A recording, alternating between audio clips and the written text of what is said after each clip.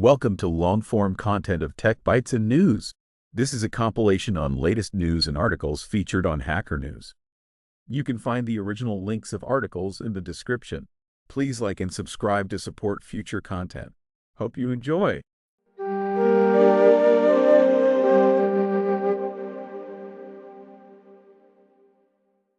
Welcome to Tech Bytes and News, your daily roundup of articles featured in Hacker News. Today, we're diving deep into a truly remarkable project, the creation of a fully functional, open-source laptop from scratch. This isn't your average build. We're talking about a 4K AMOLED display, a Cherry MX mechanical keyboard, and the ability to run large language models, all packed into a custom-designed chassis. Amazing. Yeah, I saw the video. It's mind-blowing. The sheer scope of this project is incredible. He didn't just assemble existing components. He designed and manufactured many parts himself. Right? That's next-level stuff. Absolutely. The creator meticulously documented the entire process, from initial concept to final assembly. He started with a detailed mental map, outlining the key components and their interactions. This included choosing the right society, the Rockchip RK3588, for its performance and relatively good documentation, even with some software support challenges. A bold choice. And the display. A 4K AMOLED panel. That's not something you typically see in DIY projects. I'm curious about the challenges he faced integrating such a high-resolution display with a non-mainline Linux kernel. It sounds like it involved some serious reverse engineering. You're right. He had to delve into system logs from ASUS laptops with the same display, reverse engineer values, and fine-tune power-on timings. Even a seemingly minor adjustment, like shortening the board by 2 millimeters, significantly improved signal integrity. Talk about meticulous. The power system is equally impressive. He designed a custom powertrain using a 60 watt-hours Li-ion battery pack, managed by an ESP32S3 microcontroller. The integration of battery monitoring and charging ICs is a testament to his expertise. But he mentioned some quiescent current issues. Is that a concern? That's a valid point. He acknowledges a relatively high quiescent current of around 50 milliamperes, which he hasn't had time to fully optimize. It's a common issue in embedded systems, but it does impact battery life. However, given the complexity of the project, it's understandable that some optimizations were left for future iterations. It's a testament to the project's ambition. The mechanical design is equally fascinating. The custom CNC aluminum chassis, the magnetically attached keyboard with Cherry MX switches. It's all incredibly well executed. And the keyboard itself is a project within a project. A ZMK keyboard with a custom PCB and even 3D- printed keycaps. Wow! I know, right? The attention to detail is stunning. He even used a 0.15 millimeters nozzle for printing the keycaps, which is incredibly precise. The choice of components, like the Azotech trackpad module, shows a clear understanding of the trade-offs between performance and availability. It's a masterclass in design and execution. The software side is equally impressive. He used Joshua Reek's Ubuntu Rockchip kernel and leveraged the device tree system for hardware configuration. This allowed him to iterate quickly on hardware bring-up, compiling and updating the device tree binary without recompiling the entire kernel. Smart! Precisely. That's a very efficient workflow. And the fact that he did most of the development on his MacBook using Visual Studio Code, then used ORBstack for compilation, shows a practical approach to managing the project's complexity. Very clever. This whole project is a testament to the power of open-source hardware and software. The creator's dedication to sharing his work, including KiCad files and Onshape CAD models, is truly inspiring. It's a fantastic resource for anyone interested in learning more about embedded systems, hardware design, or just building their own laptop. Incredible! I couldn't agree more. It's a remarkable achievement, a true labor of love, and a shining example of what's possible with dedication, skill, and a healthy dose of open-source collaboration. Thanks for joining us on Tech Bytes and News. We hope you enjoyed this deep dive into the world of DIY laptops. Have a great day, everyone. Goodbye. Bye-bye. Welcome to Tech Bytes and News, your daily roundup of articles featured in Hacker News. Today, we're diving deep into a fascinating security vulnerability discovered in Subaru's Starlink system. It's a wild ride, folks. A wild ride indeed. I've heard whispers, but I'm eager to hear the specifics. What exactly was compromised? Essentially, a critical flaw allowed near-total access to Subaru's Starlink admin panel. Think of it as the master control for all connected Subarus in the US, Canada, and Japan. Unbelievable, right? Unbelievable is an understatement. So what kind of access are we talking about? Oh boy, we're talking about complete control. Remotely starting, stopping, locking, unlocking vehicles, the works. But it gets even crazier. The attacker could track the vehicle's location history for the past year, down to 5 meters of accuracy. 5 meters? That's incredibly precise. And what about the personal data? That's where it gets truly scary. The vulnerability exposed a goldmine of personally identifiable information, PII. We're talking full addresses, billing information, even emergency contacts, all accessible with just a last name and zip code, an email address, phone number, or even just a license plate number.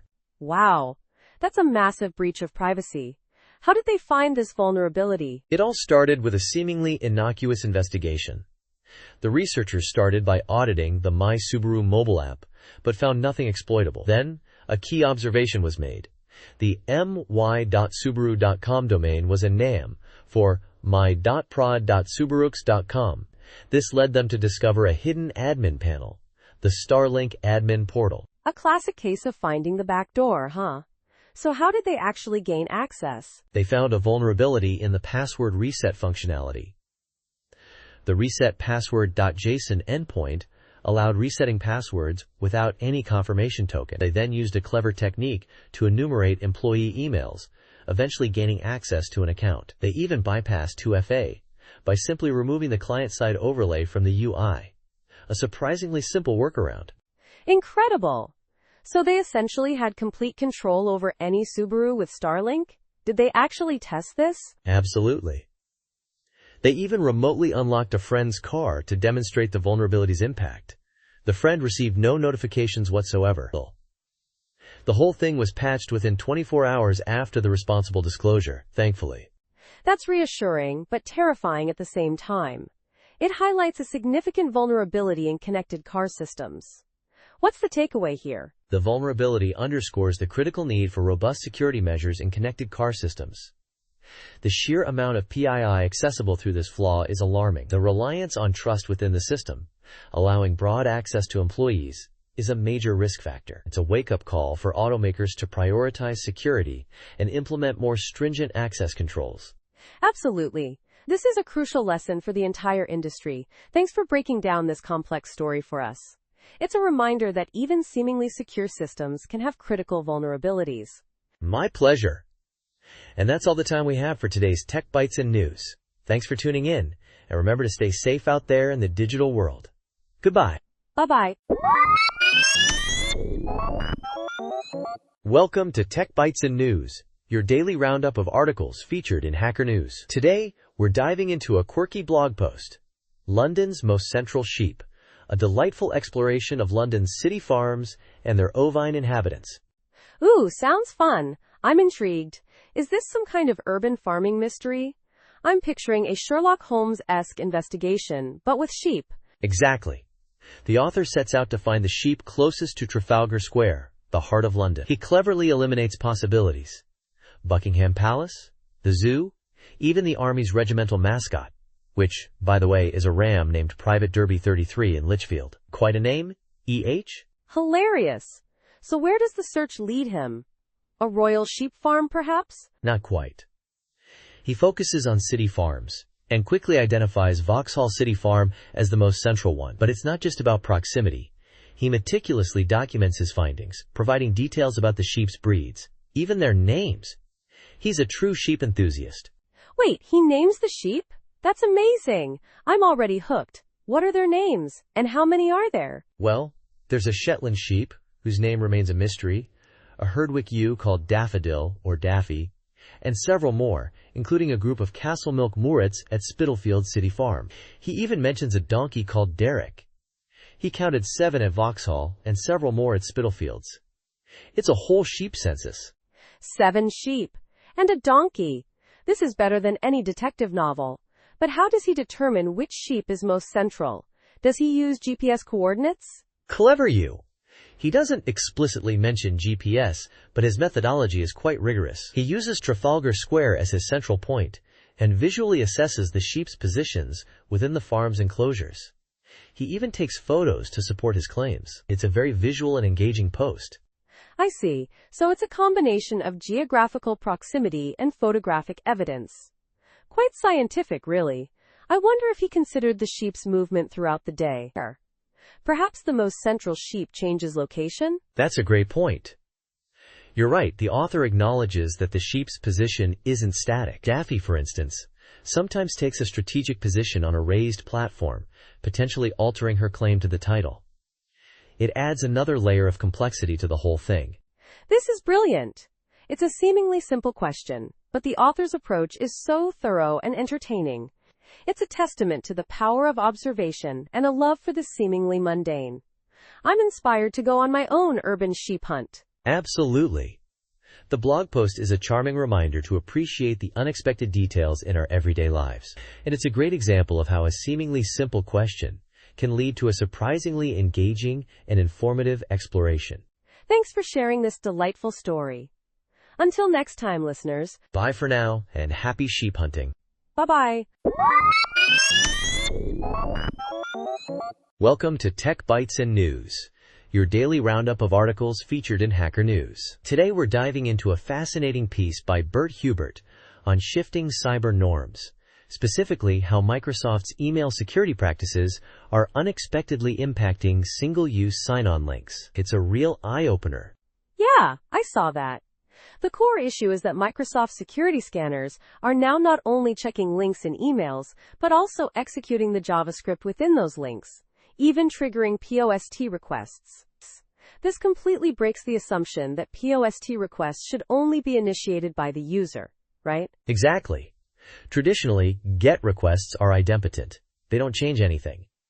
POST requests, on the other hand, are for actions with side effects, like submitting a form. Microsoft scanners are essentially performing actions on behalf of the user, without their knowledge or consent. And this is a huge problem for single-use sign-on links, which rely on the POST request being initiated only once by the intended user. Now, Microsoft's scanner uses the link, rendering it useless for the actual user. It's like a silent, automated clickjacking attack, but by a major player. Precisely. Hubert points out that this wasn't always the case. Remember, even spam filtering was once highly controversial. The evolution of acceptable online behavior is fascinating, but also concerning. This isn't just a technical issue. It's a matter of trust and transparency. I see. It's a bit like the phoning home debate. Initially, software checking for updates was seen as intrusive, but now it's standard. But this is different. It's not just checking for updates. It's actively interacting with websites and potentially causing unintended consequences. You're right. It's a slippery slope. The article even mentions how this impacts phishing tests, making it seem like everyone clicks every link. It's a real mess. And the fact that Microsoft didn't announce this change is even more troubling. It's a stealthy shift in the cyber norms. So what's the solution? The article suggests that websites need to be prepared for multiple attempts to complete the sign-up process, essentially treating the initial, automated attempt as a fake one. But that's a lot of extra work for developers, and it's not ideal. Exactly. Adding cap TCHAs is mentioned, but that's a clunky solution that could annoy users and potentially even get you blacklisted by Microsoft. It's a tough situation. The article highlights the power imbalance here. Microsoft, as a gatekeeper, can essentially change the rules of the game without much accountability. It's a powerful point. The EU's Digital Markets Act is mentioned as a potential solution, aiming to hold these large tech companies more accountable. But until then, developers are left scrambling to adapt to these unannounced changes. It's a bit frustrating, isn't it? Absolutely. It's a call for more transparency and a more collaborative approach to defining and maintaining cyber norms. We need better communication and a more equitable playing field. This isn't just about Microsoft. It's about the broader implications for online security and the power dynamics at play. Thanks for joining us on Tech Bytes and News. We hope you found this discussion insightful. Have a great day. Bye-bye. Welcome to Tech Bytes and News, your daily roundup of articles featured in Hacker News. Today we're diving deep into the fascinating world of compression algorithms, a topic explored in a recent article, taking a look at compression algorithms. Let's get started. I'm eager to hear this. The article mentions several algorithms. Which ones are we focusing on? We'll cover the main ones: gzip, Snappy, LZ4, and ZSTD. The article provides a great overview, but also delves into the nitty-gritty implementation details, which is really exciting. Excellent. So let's start with gzip. What's the core idea behind it? Gzip uses the deflate algorithm, a combination of LZ77 and Huffman coding. LZ77 finds repeating sequences and replaces them with pointers, while Huffman coding assigns shorter codes to more frequent symbols. It's incredibly efficient, used in many file formats like zip, docx, and even PNG images. That's impressive. The article mentions cabin fever in relation to DEFLATE's complexity. Was that a joke? Yeah, it was a humorous anecdote from a YouTube lecture the author mentions. It highlights just how intricate deflate is at a bit level. It's a testament to the ingenuity involved. I see. So how does deflate's LZ77 implementation work in practice? The article mentions a chained hash table. Exactly. It uses a chained hash table to efficiently find matching sequences. It hashes sequences of bytes and stores them in linked lists. When searching for a match, it checks the hash table, then traverses the linked list to find the longest match. The further it searches, the better the compression ratio, but at the cost of speed. It's a beautiful balance. Fascinating. And what about Huffman coding within deflate? How does that contribute to the compression? Huffman coding takes the output of LZ77, the literals and back references, and assigns variable length codes based on frequency. More frequent symbols get shorter codes, leading to further size reduction. It's a two-pronged approach for maximum efficiency.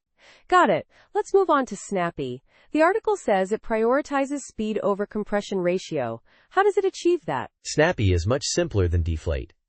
It uses a much smaller hash table and only considers the most recent match, sacrificing some compression for speed. It's incredibly fast, with compression and decompression speeds often exceeding 250 megabytes per second and 500 megabytes per second respectively. It's a trade-off that's often worth it. Amazing. The article also mentions LZ4. How does it compare to Snappy? LZ4 is very similar to Snappy, also prioritizing speed. But it's even faster, often outperforming Snappy in both compression and decompression engagement. It uses a similar LZ-based approach, but with some clever optimizations. The article shows some impressive benchmarks. And finally, ZSTD. What makes it stand out? ZSTD is a real game changer. It manages to achieve compression ratios comparable to or better than deflate, while maintaining speeds similar to LZ4 and Snappy. It's a remarkable achievement. It uses a combination of LZ, Huffman coding, and FSE, finite state entropy, for optimal results. The article briefly touches on FSE and arithmetic coding. Are those key to ZSTD's success? Yes, they are. Arithmetic coding allows for a more precise representation of symbol probabilities than Huffman coding, but it's computationally expensive. FSE is a more efficient alternative that achieves similar results. It's a clever optimization that makes ZSTD so powerful. That's incredible. The article also mentions trainable dictionaries for ZSTD. How does that work? ZSTD allows you to train dictionaries on a sample dataset. The compressor then uses these dictionaries to find common patterns and improve compression, especially for repetitive data. It's a powerful feature for specific use cases. So to summarize, we've explored 4 major compression algorithms: gzip using deflate, Snappy, LZ4, and ZSTD. Each offers a different balance between speed and compression ratio, with ZSTD standing out for its ability to achieve both high speed and high compression. It's been a fascinating discussion. Absolutely. It's amazing how much ingenuity goes into optimizing data compression. Thanks for joining us on Tech Bytes and News. We hope you enjoyed this deep dive into the world of compression algorithms. Have a great day. Bye-bye. Welcome to Tech Bytes and News, your daily roundup of articles featured in Hacker News. Today, we're we're diving deep into a technical review of the new Tokyo Extreme Racer, a game that's been 18 years in the making. Exciting! I've heard whispers. 18 years is a long time between installments. What's the big deal? What makes this one so special, technically speaking? Well, it's built on Unreal Engine 5.4, which has a bit of a reputation for performance issues. But this game bucks that trend. Seriously? Unreal Engine 5.4 and good performance? That's unexpected. What kind of hardware are we talking about here? The reviewer tested it on a GTX 1070, a card that's a few years old now. And he got a stable 60 FPS at 1080p with a mix of high and ultra settings. Amazing! Whoa! That's impressive. So it's not just playable, it's actually performing well on older hardware. What were the key settings that made the difference? He found that the game is incredibly scalable. The graphics options are extensive, and he highlighted the importance of understanding the interplay between anti-aliasing, upscaling, and the individual settings like shadows, reflections, and global illumination. He even experimented with Lumen, Unreal's ray tracing tech. Lumen? On a GTX 1070? I'm intrigued. Did it work well? It did, but it came at a performance cost. He found that disabling Lumen, by adjusting the global illumination settings, significantly improved frame rates. He also noted that the game's presets aren't entirely representative, as they mess with the resolution scaling. Interesting. So it's a case of careful tweaking to get the best balance between visuals and performance? What about the Steam Deck? How did it run on that? Surprisingly well. On low settings, it maintained a solid 60 FPS. He even managed to bump some settings up to medium without too much trouble. Great news for portable gaming. However, there's a minor issue. The game currently stutters when it drops below 60 FPS, making lower refresh rate modes unusable. That's a shame about the lower refresh rate issue, but overall, it sounds like a very well-optimized game. What about the future of Tokyo Extreme Racer? What's next for the developers? It's currently in early access, and they plan to add more content over the next 4 months. They're aiming to complete the second half of the game and add more cars. Console ports are also a possibility, depending on the PC reception. I see. Sounds promising. This review certainly paints a positive picture. A well-optimized Unreal Engine 5.4 game that runs well on older hardware and even on the Steam Deck? Impressive! Thanks for breaking it down for us. My pleasure. And that's all the time we have for today's Tech Bytes and News. Thanks for listening, and we'll catch you next time. Goodbye. Bye-bye. Welcome to Tech Bytes and News, your daily roundup of articles featured in Hacker News. Today, we're diving deep into the fascinating story of Clive Sinclair and his revolutionary microcomputers, a true British behemoth in the world of tech. Let's get started. I'm buzzing to hear this. Sinclair, the name conjures images of tiny, affordable computers. But what's the real story behind the man and his machines? It's a wild ride. Sinclair's journey began long before the ZX80. He was a child prodigy, building radios and rockets as a kid, a true self-taught engineer. He even skipped university, opting for the practical experience of working at electronics companies and writing for Practical Wireless. Wow, a real maverick. So he didn't follow the traditional path. How did that translate into his business ventures? Exactly. He founded Sinclair Radionics in 1961, and his early successes were in miniaturized electronics, radios, amplifiers, all incredibly compact. But his real breakthrough came with the Sinclair Executive Calculator in 1972. Imagine a calculator the size of a modern smartphone in the early 70s. That's incredible! But I've heard stories about some of his products having issues. Like the Black Watch? Oh, the Black Watch. A spectacular failure. It was plagued with problems. Exploding batteries, static sensitivity, terrible accuracy. It almost bankrupted the company. A cautionary tale of prioritizing cost-cutting over quality. Yikes! So how did he bounce back from that? Persistence, my friend. He secured government funding, and his second company, Science of Cambridge, eventually led to the legendary ZX80. This was a home computer, available for under £100. It was revolutionary for its price and performance. Under £100? That's mind-blowing for the time. What made it so affordable? Clever engineering and a focus on minimalism. He used readily available components, and the design was incredibly efficient. The ZX80, though basic, was surprisingly powerful for its price point. And the ZX81 followed, even cheaper and better. And then came the ZX Spectrum, right? The one that really put Sinclair on the map? Absolutely.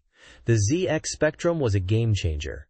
Color graphics, a more user-friendly keyboard, relatively speaking, and a huge library of games that really drove its popularity. It became a cultural icon in the UK and beyond.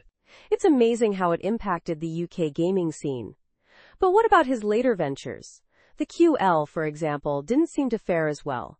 The QL, a different story altogether. It was ambitious, aiming for a more powerful, business-oriented machine, but it was plagued by bugs, unreliable microdrives, and a high price point. It was a commercial failure, ultimately leading to the sale of Sinclair Research to Amstrad.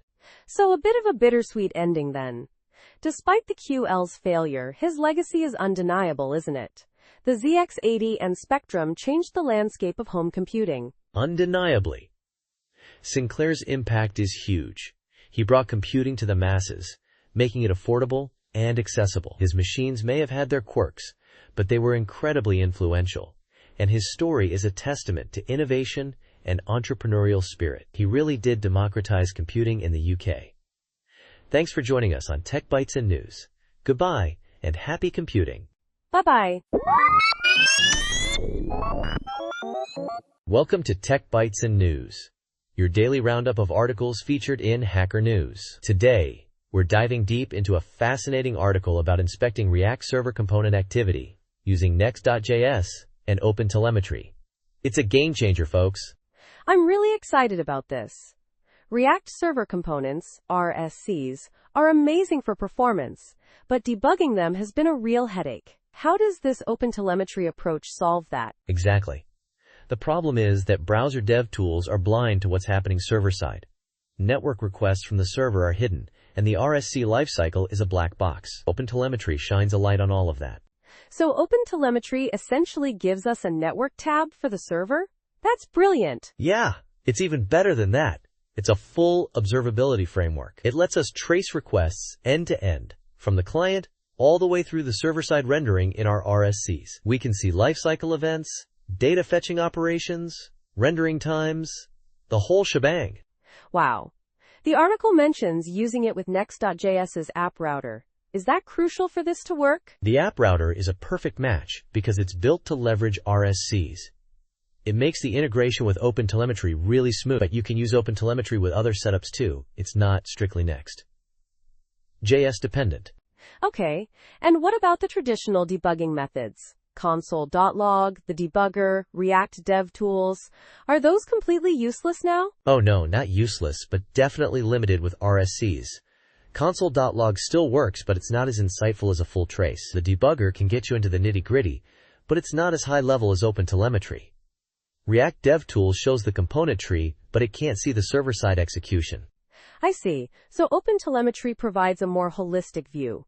The article mentions a case study about optimizing an integrations hub. What were the key takeaways there? Their integrations hub was loading tons of files from the GitHub API. Initially, it was fine, but as content grew, performance tanked. OpenTelemetry showed exactly where the bottlenecks were. All those individual API calls. They could then optimize by pre-aggregating data and implementing better caching.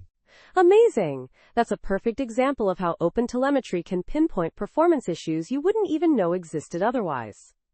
So how do you actually set this up? It's surprisingly easy. You install the @vercel/otel package, create a simple instrumentation JS file to register your app, and then configure your OpenTelemetry exporter where the trace data goes. The article recommends -0, which offers a free trial.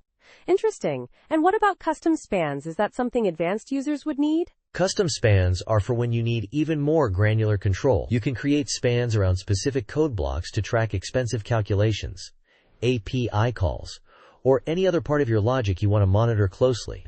It's a powerful way to really drill down into performance issues. Got it.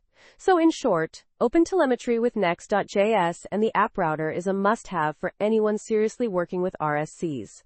It's a game changer for debugging and performance optimization. Absolutely. It moves debugging from a dark art to a precise science. Thanks for joining us on Tech Bytes and News. We hope you found this discussion insightful. Until next time, goodbye. Bye-bye. Welcome to Tech Bytes and News, your daily roundup of articles featured in Hacker News. Today, we're diving into a fascinating case of a MasterCard DNS misconfiguration that went unnoticed for years. It's a wild ride, so buckle up. A 5-year-old DNS error? That's incredible. What exactly happened? Exactly. A security researcher, Philippe Cacciaregli, discovered a typo in one of MasterCard's core DNS servers. Instead of ending in acom.net, like it should have, it ended in acom.ne. A seemingly small mistake, right? Wrong! So what's the big deal about a simple typo? The acom.ne domain was available. Anyone could have registered it, and that's where things get scary. By controlling that domain, an attacker could have potentially intercepted or diverted a significant portion of MasterCard's internet traffic. Think phishing, data theft, you name it. Wow, that's a huge vulnerability. Did Cacciaregli exploit it? No, he acted responsibly. He registered the domain himself, preventing malicious actors from grabbing it. It cost him $300 and 3 months of waiting, but it was worth it to prevent a potential catastrophe. He then responsibly disclosed the issue to MasterCard. That's impressive. But what was MasterCard's response? Let's just say it wasn't exactly appreciative. They claimed there was no real risk to their systems. A bit dismissive, wouldn't you say? Absolutely. Considering the potential consequences, their response seems incredibly nonchalant. Did they at least offer to reimburse Cacciaregli for his expenses? Nope. In fact, they even asked him to remove his LinkedIn post about the issue, which is a bit concerning. It shows a lack of understanding of responsible disclosure and the importance of acknowledging vulnerabilities. That's infuriating. It seems like they're more concerned with damage control than security. What about the other companies that might have the same typo? That's a great point. Cacciaregli's research suggests this typo is more common than we think. He even found a similar issue with AWS domains. It highlights a broader problem in DNS security. This whole situation underscores the importance of robust DNS security practices. It's not just about avoiding typos. It's about proactively identifying and mitigating potential vulnerabilities. It's a wake-up call for all organizations, especially those handling sensitive data. Absolutely. And it also shows the importance of responsible disclosure by security researchers.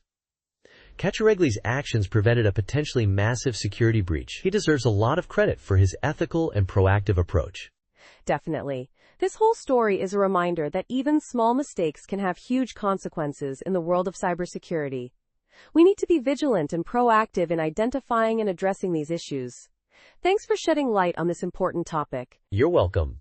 And that's all the time we have for today's Tech Bytes and News. Thanks for listening, and we'll catch you next time. Goodbye. Bye-bye. Welcome to Tech Bytes and News, your daily roundup of articles featured in Hacker News. Today, we're diving into a seriously exciting job posting. Senior/staff software engineer at Extend, a company revolutionizing document processing with LLMs. Get ready. Wow, sounds intense. LLMs and document processing. That's a hot combo right now. What's the core of what they're doing? Exactly. Extend's building a platform for companies to configure, test, and deploy document processing pipelines, all powered by LLMs. Think of it as a supercharged, AI-driven document management system. They're already seeing massive growth. 15x revenue increase this year. 15 times? That's insane. And who are their clients? Big names. Chime, Flatiron Health, Brexy. They're handling mission-critical stuff, so reliability is paramount. That's why they need top-tier engineers. This isn't just another job. It's a chance to build something truly impactful. I see. So what are some of the technical challenges they're tackling? This sounds like a really interesting engineering challenge. Oh, tons. They're wrestling with how to deploy LLM-powered systems reliably at scale, handling unexpected data, building self-correcting systems, and creating intuitive human-AI interfaces. It's all about making powerful technology accessible to non-technical users. It's a fascinating blend of AI, data engineering, and UX. And the role itself, what are they looking for in a candidate? 5+ years of experience building complex systems, a background in high-growth startups, and experience deploying AI/ML models into production. They want someone who can own projects end-to-end, someone who's comfortable with ambiguity and can operate with high agency. Essentially, a rock star engineer. Sounds like a dream job for the right person. But, I wonder, the posting mentions high equity ownership. How realistic is that at a company that's already seeing this level of growth? Isn't that usually reserved for much earlier stages? That's a great point. You're right, high equity at this stage is unusual. It could be a reflection of their rapid growth and the need to attract top talent quickly, or it could be a strategic move to incentivize long-term commitment. It's definitely something to investigate further. It's a detail that needs more clarification. Absolutely. But overall, this sounds like a fantastic opportunity for someone with the right skills and experience. The combination of impactful work, a fast-growing company, and the chance to shape the future of document processing is pretty compelling. Totally. It's a chance to be part of something big, to work on cutting-edge technology, and to make a real difference. If you're a senior engineer looking for a challenge, this is definitely worth checking out. Thanks for joining us on Tech Bytes and News. We'll catch you next time. Bye. Bye-bye. Welcome to Tech Bytes and News, your daily roundup of articles featured in Hacker News. Today we're diving into a fascinating article about optimizing your work-from-home lighting to minimize eye strain. It's a real issue, right? So many of us are glued to screens all day. Absolutely. Eye strain is a huge problem for WFH folks. I'm eager to hear the author's solutions. What were the main problems he initially faced? He described a setup with harsh contrasts. Think bright sunlight streaming in, creating glare and dark shadows, especially behind his monitor. At night, it was even worse. A single overhead light causing intense shadows, and a stark difference between the bright screen and the dark surroundings. It sounds awful. Yikes, that sounds incredibly fatiguing. So what's the key to fixing this high-contrast lighting nightmare? The core idea is to create an even, diffused lighting environment. He emphasizes that both too much and too little light are bad. It's about balance. I see. So how did he achieve this even lighting? Did he just buy a bunch of lamps? It was more strategic than that. He used a combination of techniques. He started by diffusing the natural light with sheer curtains and blinds. Then, he added torchlight lamps in each corner of the room, pointing upwards to reflect light off the walls and ceiling. Clever, right? Very clever. Indirect lighting is key, I guess. What about his desk setup? Ah, yes. He matched the brightness of his monitor with a dimmable, flicker-free backlight. He also added a monitor light bar for even more indirect light. He even mentions the importance of his monitor having an ambient light sensor. That's a nice touch. That's detailed. So it's not just about the quantity of light, but also the quality and how it's distributed. He mentions monitor flicker as a problem too, right? Exactly. He points out that lower brightness levels on some monitors can actually increase flicker due to PWM dimming. This creates a strobe effect that's incredibly tiring. That's something many people might not even realize. That's a really important point. I hadn't considered that. So what else did he recommend besides lighting? He stresses the importance of breaks. The 20-20-20 rule, every 20 minutes, look at something 20 feet away for 20 seconds. Now. And he also mentions other ergonomic factors like posture, humidity, and staying active to keep blood flowing. It's a holistic approach. Right, it's not just about the lighting. It's about creating a comfortable and healthy work environment overall.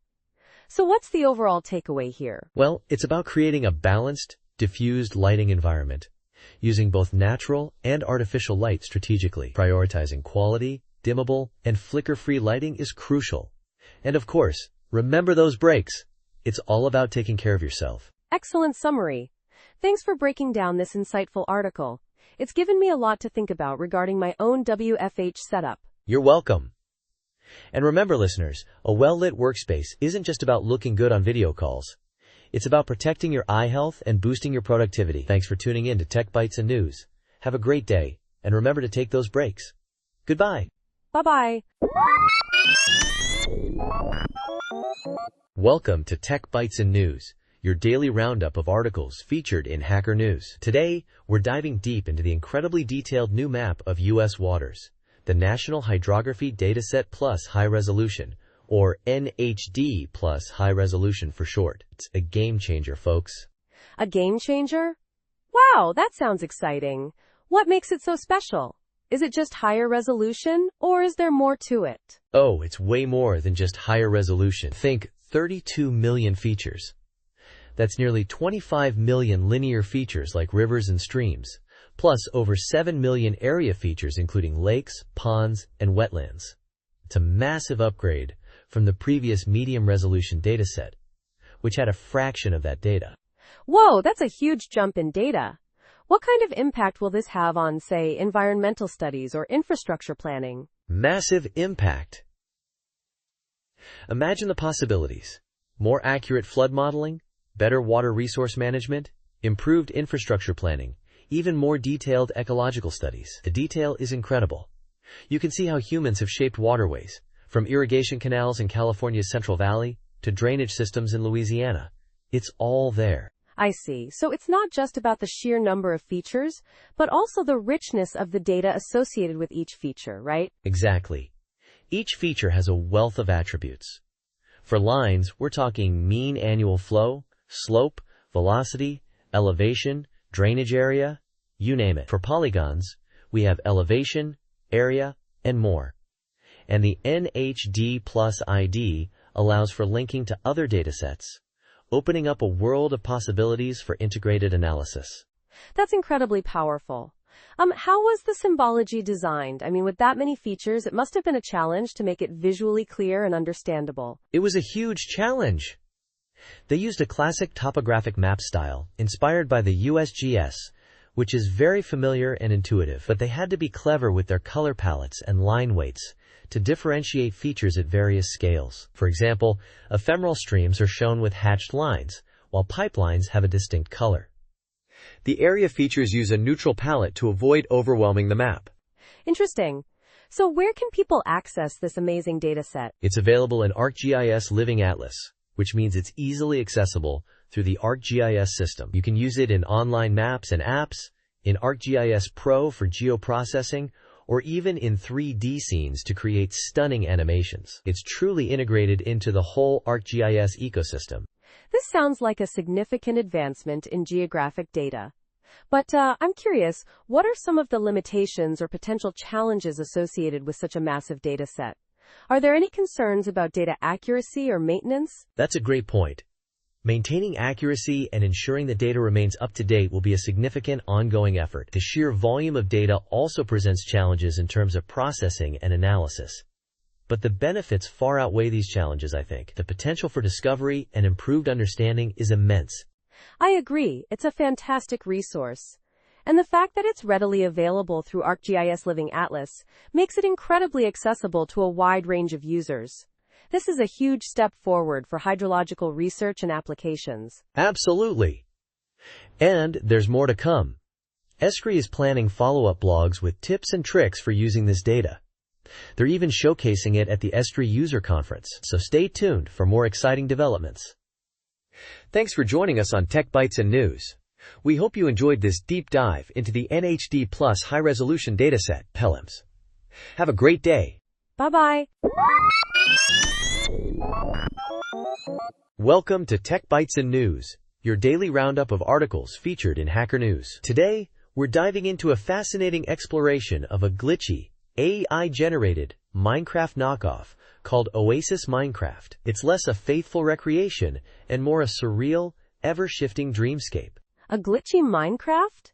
Sounds intriguing. What makes it so different from the original? I'm hooked already. The core issue is the lack of object permanence. See a mountain, look away, and poof, it's gone. The AI predicts the next frame based on previous frames and user input. But there's no underlying physics engine. It's all approximation, leading to some wild results. No physics engine? That's a bold design choice. So what kind of weirdness are we talking about? Give me the juicy details. Oh, the details are amazingly weird. Imagine a wooden cavern that transforms into a mountain, then a desert. Blocks morph.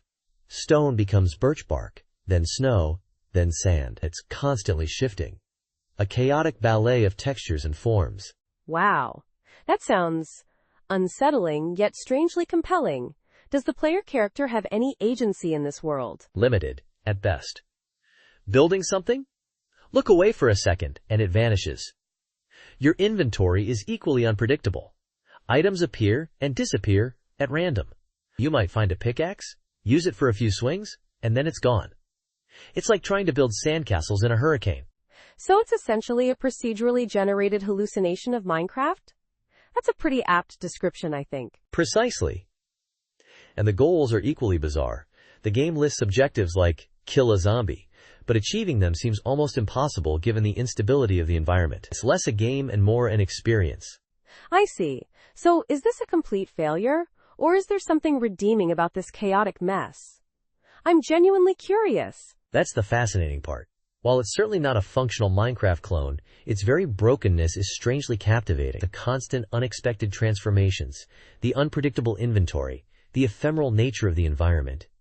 It creates a unique, dreamlike atmosphere. It's like exploring a glitching reality. I'm starting to understand the appeal.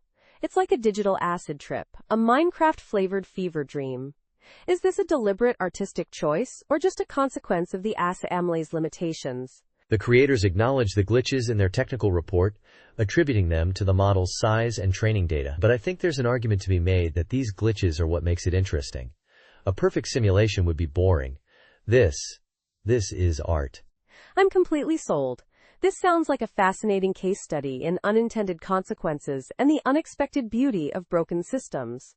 Where can our listeners find this unique experience? You can find Oasis Minecraft at the link provided in the show notes. It's a wild ride, and I highly recommend checking it out, but be warned, your sense of reality might be slightly altered afterwards. Definitely adding that to my list. Thanks for sharing this bizarre, beautiful, and utterly broken game with us. This has been a wild ride. My pleasure. And that's all the time we have for today's Tech Bytes and News. Thanks for listening, and we'll catch you next time with more of the weirdest and most wonderful things the internet has to offer. Goodbye. Bye-bye. Welcome to Tech Bytes and News, your daily roundup of articles featured in Hacker News. Today, we're diving deep into the electrifying results from the first day of Pound 2, Own Automotive 2025. 16 0 days exploited. Can you believe it? Incredible. 16? That's insane. I saw the headline, but I'm eager to hear the specifics. Which teams really shone? What kind of vulnerabilities were we talking about? Absolutely. Fuzzware.io took an early lead, scoring big with $50,000 and 10 Master of Pound points by exploiting vulnerabilities in the Autel MaxiCharger and Phoenix Contact CHARX SEC 3150 EV chargers. They used a stack-based buffer overflow and an origin validation error. Classic stuff, but highly effective. Origin validation errors are always a pain. So what about the other top performers? Summoning Team, with Sina Kerka, absolutely crushed it, minus $91,750 and 9.25 Master of Pound points. They targeted the Ubiquity and Phoenix Contact chargers again, but this time, using a hard-coded cryptographic key bug and a combo of 3 0 days, one of which was already known. Clever exploitation there. Wow, a hard-coded cryptographic key? That's a pretty fundamental flaw. And who else made a significant impact? Synactive Team came in third, earning $57,500. They found a bug in the OCPP protocol, manipulating signals through the connector to hack the ChargePoint home flex. Very impressive technique. PHP Hooligans also scored big with $50,000 by exploiting a heap-based buffer overflow in an Autel charger. And Viatel Cybersecurity got $20,000 for code execution on a Kenwood in-vehicle infotainment system using an OS command injection 0-day. So a diverse range of vulnerabilities across different systems. It seems like EV chargers are a particularly juicy target, huh? Makes you wonder about the security of our charging infrastructure. Absolutely. And the fact that so many 0 days were found highlights the need for more robust security measures in the automotive industry. It's a critical area. Remember, vendors have 90 days to patch these vulnerabilities before the 0-day initiative publicly discloses them. TikTok. Right. The pressure is on. This competition really underscores the importance of bug bounty programs and responsible disclosure. It's a race against time. What's next for Proud to Own Automotive? Well, the competition continues in Tokyo until January 24th. During the Automotive World Auto Conference, they're targeting EV chargers, in-vehicle infotainment systems, and car operating systems. Even Tesla's Model 3/Y wall connector was a target, although there were only registered attempts against it so far. Stay tuned for more exciting updates. Definitely will be. This has been a thrilling look into the world of automotive cybersecurity. Thanks for breaking down these amazing results for us. My pleasure. And a big thank you to our listeners for tuning in to Tech Bytes and News. We'll catch you next time with more exciting news from the world of technology and cybersecurity. Goodbye. Bye-bye. Welcome to Tech Bytes and News, your daily roundup of articles featured in Hacker News. Today, we're diving into a fascinating study linking frequent social media use to higher levels of irritability. It's a pretty hot topic, isn't it? Absolutely. It's a bit unsettling, actually. I mean, we all use social media, but to think it could be making us more irritable, that's a pretty significant finding. So what's the gist of this research? Right. The study, published in JAMA Network Open, looked at data from over 42,000 U.S. adults. They used a survey to assess social media habits and irritability levels. The key finding?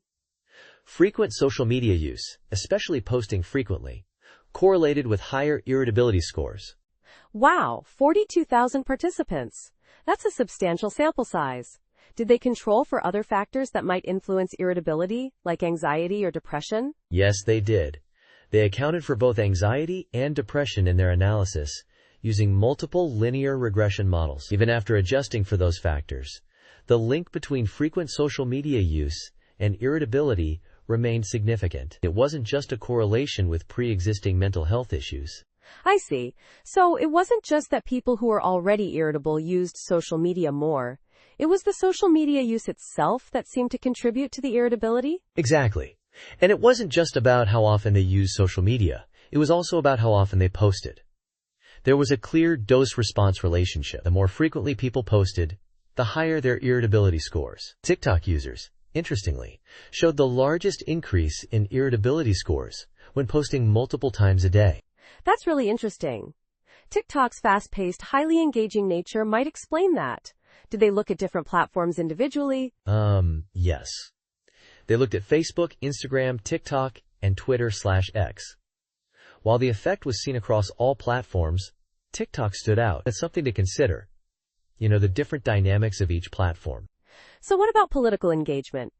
I've heard that can be a major source of stress and frustration online. You're right. They did find that frequent political posting or consuming political news was associated with increased irritability. However, even after accounting for this, the link between social media use and irritability remained. It wasn't simply a matter of political discourse driving the irritability.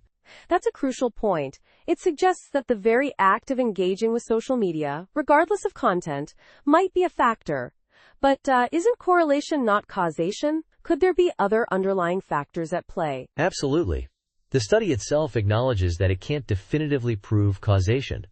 There could be other factors we don't know about. It could be a feedback loop, where irritability leads to more social media use, which then further increases irritability. More research is definitely needed to understand the mechanisms involved.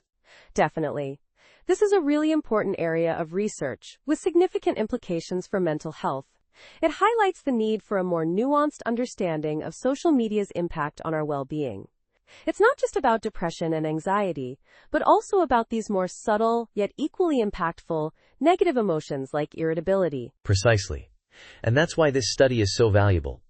It opens up new avenues for research and potentially for interventions. Thanks for joining us on Tech Bytes and News. We hope you found this discussion insightful. Have a great day. Bye-bye. Welcome to Tech Bytes and News, your daily roundup of articles featured in Hacker News. Today we're diving deep into the world of API design, specifically comparing gRPC and REST, and exploring the role of Open API. It's a fascinating space, and there are some really interesting trade-offs to consider. Let's get started. Absolutely. I've always found the choice between gRPC and REST a bit confusing. What's the core difference, in a nutshell? Well, at their heart, They represent different architectural styles. REST is resource-oriented. You're interacting with data entities, resources, using standard HTTP methods like GET, POST, PUT, DELETE. gRPC, on the other hand, is procedure-oriented. It's all about remote procedure calls. Think of it like calling a function on a remote server. So REST is more about the data, and gRPC is more about the actions? That makes sense. But the article mentions they both often use HTTP. Exactly. That's where it gets interesting. While gRPC uses HTTP2 under the hood, it abstracts it away from the developer. You don't directly interact with HTTP verbs, you just define your procedures. REST, however, directly exposes the HTTP methods. And OpenAPI? How does that fit into the picture? OpenAPI is a specification language. It's a way to define your API, regardless of whether it's REST or RPC based. It's incredibly popular because it provides a standard way to describe your API, making it easier for clients to interact with it. Think of it as a contract between the server and the client. So, OpenAPI can describe both REST and gRPC APIs? Precisely. It's a language for defining the interface, not dictating the underlying architecture. The article highlights that OpenAPI often ends up looking a lot like RPC, even when used with RESTful APIs, because of how it uses URL path templates and parameters. Interesting. So which one should you choose? That's the million-dollar question. The article suggests that REST, while less common, offers simplicity and inherent entity orientation. It leverages the stability and universality of the web. However, it's not always the best fit.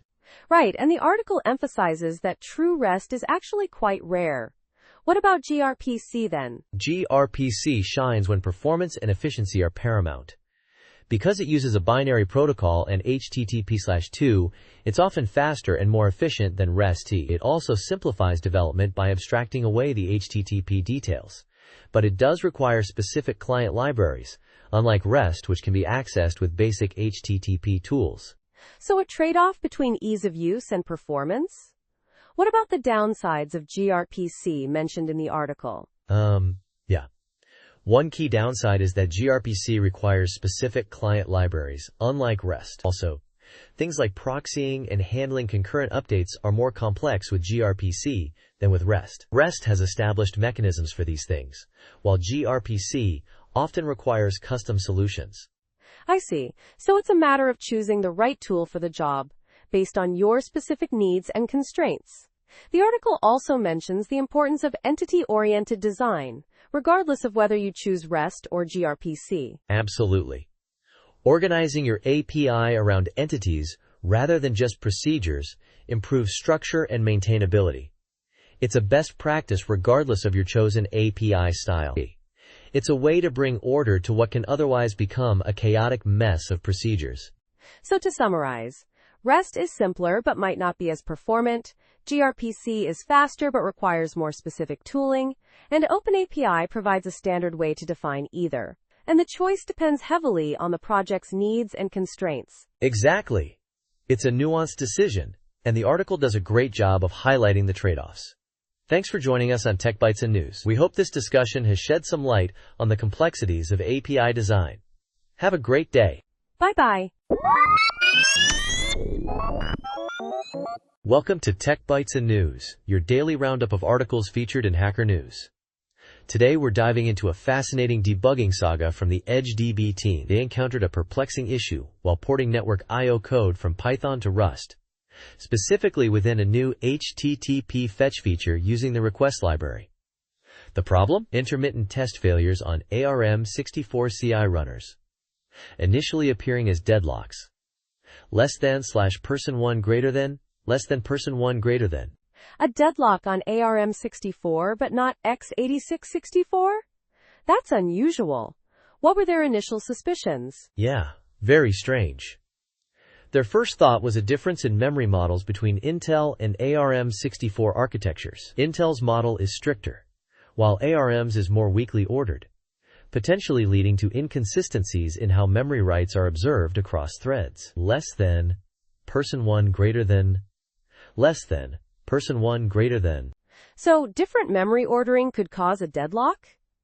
That's a pretty low-level issue. Exactly. But it turned out they were wrong. The problem wasn't a deadlock at all.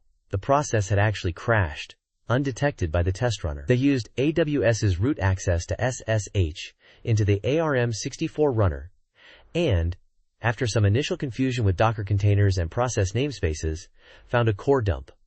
/person1 greater than, /person1 greater than. Ah, the classic core dump. So they used GDB to analyze it, right? They tried, but initially GDB threw a bunch of errors because it couldn't find the necessary shared libraries outside the Docker container. After copying the libraries and setting the correct path in GDB, they got a backtrace, but it pointed to a crash within getenv, in the C standard library, not their Rust code. /person1 greater than, /person1 greater than. Whoa, that's unexpected. Getenv, crashing? That's a pretty fundamental function. Precisely. The backtrace showed the crash happening deep inside libc, specifically within getenv. The team initially suspected environment variable corruption, but the information wasn't clear enough. Then, a crucial comment pointed them to a blog post about the thread unsafety of setenv and getenv. /person1 greater than, /person1 greater than. So the problem wasn't in their Rust code or even request, but in the interaction between multiple threads and the C standard library's environment variable handling? That's a sneaky bug. Exactly. The analysis revealed that a race condition existed between threads calling setenv and getenv. A thread modifying the environment using setenv could cause a reallocation of the environment block, leading to a use after free scenario when another thread simultaneously called getenv. The getenv function was trying to access freed memory, causing the crash. /person1 greater than, /person1 greater than. That's incredibly subtle.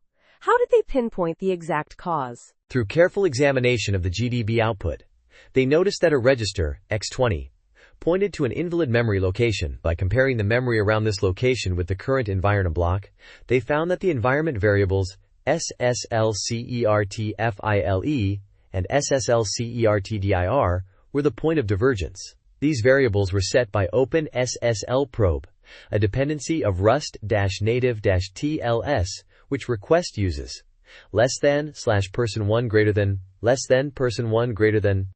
So the OpenSSL probe library, which sets environment variables, was the root cause of the race condition? That's a pretty deep dive. Yes. The solution? They decided to switch from request's Rust-native-TLS OpenSSL backend to Russell's to avoid the issue. Another option would have been to use Python's GIL to serialize access to the environment variables. But switching backends was deemed simpler. The Rust project is also working on making environment setting functions unsafe in future editions to prevent such issues. /person1 greater than, /person1 greater than. Wow, what a journey. This highlights the complexities of multi-threaded programming and the unexpected ways seemingly unrelated components can interact to cause crashes. A great example of how even safe Rust code can run into problems when interacting with unsafe C libraries. Absolutely. Thanks for joining us on Tech Bytes and News. We hope you enjoyed this deep dive into a fascinating debugging story. Until next time, goodbye. /person1 greater than, /person1 greater than. Bye-bye. Welcome to Tech Bytes and News, your daily roundup of articles featured in Hacker News. Today we're diving into Bobby Lockhart's insightful piece, Tech Takes the Pareto Principle Too Far. It's a fascinating critique of the MVP approach in tech and how it's impacting product quality. The core argument? The tech industry's obsession with the Pareto Principle, that 20% of the effort yields 80% of the results, is leading to unfinished, subpar products. Right, and it's a compelling point. He uses the analogy of video game development's vertical slice, a fully polished, representative piece of the final product, versus the tech industry's minimum viable product, MVP, which is often just barely functional. That's a stark contrast, isn't it? Absolutely. The vertical slice demonstrates not just functionality, but the team's capability to deliver a polished final product. The MVP, on the other hand, only proves someone might pay for a basic version. It doesn't guarantee the team can handle the remaining 80% of the work, which Lockhart argues is often the case. Many projects stall or are released prematurely, leaving users with frustratingly incomplete experiences. He mentions the Pareto principle's inherent flaw. It ignores the necessity of that final 20%. You know, an 80% complete website or car is hardly usable. It's not just about features, it's about the polish, the details, the overall user experience. Exactly. And this obsession with MVPs has created a culture where engineers are incentivized to excel at prototyping, but lack experience in the painstaking process of refinement. It's a systemic problem. I see his point about early adopters accepting unfinished products. It's a double-edged sword, right? Early adoption is crucial for feedback and iteration, but it also normalizes incompleteness. This creates a vicious cycle where companies are less motivated to finish their products because early adopters are already paying. You're spot on. And he extends this critique to the gaming industry, highlighting the prevalence of day one patches and DLC that should have been part of the base game. It's a symptom of this same problem. It's almost like we've accepted mediocrity as the new standard. But then he introduces another layer of complexity, the inherent limitations of current AI technologies. He argues that some AI applications, like self-driving cars, are fundamentally incomplete and may be impossible to fully realize with current methodologies. It's not just a matter of insufficient effort, it's a technological hurdle. That's a really interesting point. He draws a parallel to the early days of AI research in the 70s, where researchers overestimated their progress towards AGI. He suggests we might be facing a similar situation with generative AI. We're focusing on the initial breakthroughs, but the path to true usability might be far longer and more challenging than we anticipate.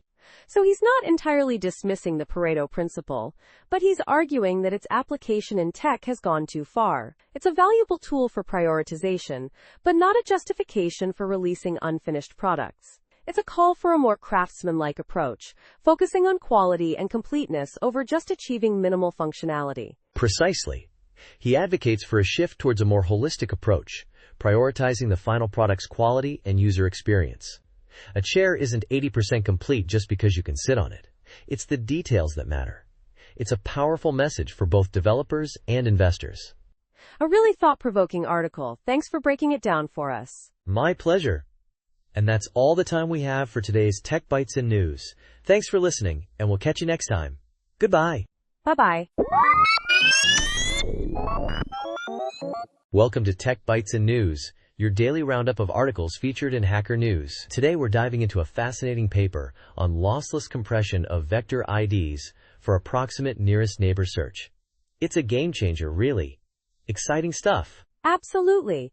I've been following developments in approximate nearest neighbor search, ANN, for a while now, and storage has always been a major bottleneck. So lossless compression of vector IDs, that's a significant advancement, right? Precisely. The paper, by Severo et al., tackles this head-on. You know, in ANN, indexes are usually RAM-based, so storage directly impacts the database size. Lossy compression, like quantization, is common, but it focuses on the vectors themselves. This paper cleverly targets the often overlooked auxiliary data, the vector IDs, and links in inverted files and graph-based indexes. These can actually dominate the storage cost. That's a really smart observation. I hadn't considered that aspect before. So how do they achieve this lossless compression? They use asymmetric numeral systems and wavelet trees. The key is that the order of the IDs doesn't matter within these data structures. This allows for significant compressions. They report compression factors up to 7x in some cases. 7 times? Wow, that's incredible. What's the impact on search performance? Zero impact. That's the beauty of it. No loss in accuracy or search runtime. On billion-scale datasets, they saw a 30% reduction in index size. Think about the implications for scaling up ANN systems. Mind-blowing. But I'm curious. How do they handle the quantized vector codes? I mean, if the quantization is already lossy, how can they compress those losslessly? That's a great question. They actually found that some quantization algorithms aren't perfectly optimal, leaving room for further compression. So even the quantized codes can be compressed losslessly using their techniques. In some datasets, it's a clever exploitation of suboptimalities in existing methods. I see. So it's not just about compressing the IDs, but also potentially improving upon existing quantization techniques? Exactly. It's a multifaceted approach. And the best part? The source code is available. They've made it publicly available, which is fantastic for the community. This is truly impressive work. It addresses a critical bottleneck in ANN, offering significant improvements in scalability without sacrificing performance. It's a significant contribution to the field. Indeed. It's a paper that deserves a lot of attention. This lossless compression technique opens up exciting possibilities for deploying larger-scale ANN systems. We'll definitely be keeping an eye on further developments in this area. Me too. Thanks for breaking down this important research for us. My pleasure. And to our listeners, thank you for tuning in to Tech Bytes and News. We hope you found this discussion insightful. Have a great day, and we'll catch you next time. Bye-bye. Welcome to Tech Bytes and News, your daily roundup of articles featured in Hacker News. Today, we're diving into Joe Freeman's insightful essay, The Tyranny of Structurelessness, a piece that's been incredibly influential, even revolutionary, in understanding group dynamics, especially within activist movements. It's a classic. I've heard whispers of this essay but never actually read it. What's the core argument? Is it simply anti-organization? Not at all. Freeman argues that the supposedly structureless groups, common in early feminist movements, actually create hidden power structures. The absence of formal organization doesn't mean there's no hierarchy. It just means the hierarchy is invisible, often based on informal networks of friends and acquaintances. So a kind of unintentional elitism? How does that work? Exactly. Think about it. In a group with no defined roles, who gets to decide what happens? It's usually those with existing social connections, those who are already comfortable navigating informal power dynamics. These become the de facto leaders, often without even realizing it. Interesting. So the lack of formal structure doesn't eliminate power, it just obscures it, making it harder to challenge. It sounds like a recipe for inefficiency too, right? Absolutely. Freeman points out that these informal structures often prioritize personal relationships over competence. Decisions are made based on who you know, not what you know. This leads to a lack of accountability and ultimately political impotence. The movement becomes less effective at achieving its goals. So what's the alternative? Just create a rigid top-down hierarchy? That seems equally problematic. No, not at all. Freeman advocates for deliberate structuring, but a democratic one. She suggests things like delegating specific tasks, ensuring accountability, rotating responsibilities, and distributing authority widely. The key is transparency and shared responsibility. So it's about having a framework, but a framework that's designed to prevent the concentration of power. It's about making the power dynamics explicit rather than implicit. Precisely. It's about creating a system where everyone has a voice and a way to participate, not just those who happen to be well connected. Freeman also discusses the star system, where certain individuals become the face of the movement, not through any formal process, but simply because the media needs someone to quote. This can be both empowering and incredibly frustrating for those individuals. I see. It's a really nuanced argument. It's not about structure versus no structure, but about good structure versus bad structure. And the bad structure is often the one that's hidden. Exactly. And the essay's enduring relevance is striking. The issues Freeman raises about power dynamics, accountability, and the challenges of collective action are still incredibly relevant to any group, organization, or movement trying to achieve something together. It's a must-read for anyone interested in group dynamics, organizational theory, and social movements. Definitely adding this to my reading list. Thanks for the insightful summary. My pleasure. And thank you for listening to Tech Bytes and News. We hope you enjoyed this deep dive into the tyranny of structurelessness. Join us next time for more insightful discussions on the latest tech and news articles. Goodbye! Bye-bye. Welcome to Tech Bytes and News, your daily roundup of articles featured in Hacker News. Today, we're diving into the fascinating world of curated blue sky feeds. It's like having expertly organized topic channels, but on the decentralized Blue Sky social network. Think of it as a highly efficient way to find exactly what you're looking for, without the noise. That sounds amazing. So what kind of curated feeds are we talking about? Are we talking niche interests or broader topics? Oh, it's a really diverse range. We've got everything from highly specialized feeds, like one dedicated entirely to Taylor Swift posts, to broader categories like science, video games, and even a dedicated feed for cat pictures. A Taylor Swift feed? Seriously? I have to see this. But the science one sounds interesting too. Is it just random scientists posting? Or is there some kind of curation process? It's curated, yeah. It pulls from professional scientists, science communicators, and even science-themed artists and photographers. They're aiming for a mix of expertise and engaging visuals. There's even a link to learn more about how they select contributors. I see. So it's not just a hashtag-based aggregation. There's actual human oversight involved in many of these feeds.